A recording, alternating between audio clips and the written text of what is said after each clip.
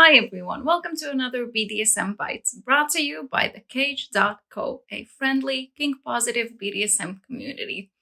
Today we're going to talk about something integral to BDSM, consent, and how it applies to your kink interactions.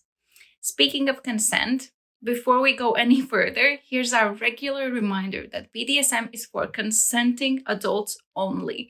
So let's talk more about what that means.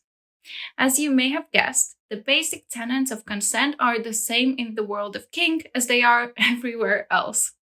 Your consent is required. You can revoke that consent at any time, and you can't consent to something you're not fully aware of. Unless discussed, consent is never given.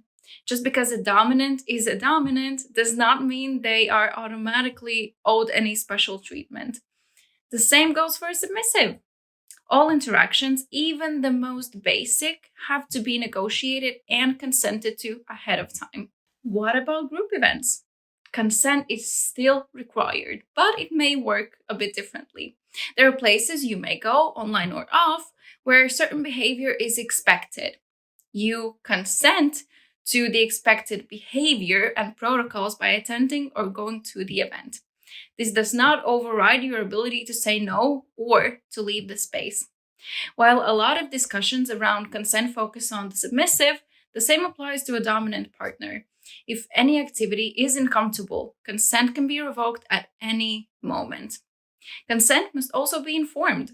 You can only consent to an activity if you're fully aware of the risks. For example, if a dominant invites a submissive to a suspension rope scene, but leaves out what the potential risks are, the submissive doesn't have the full picture to fully consent. You can only consent to an activity if you're fully aware of the risks. This applies to anything and everything. As you can see, BDSM consent is a big and important topic. We have a lot more to say in our latest Cage magazine article, BDSM 101, Consent for Kinksters.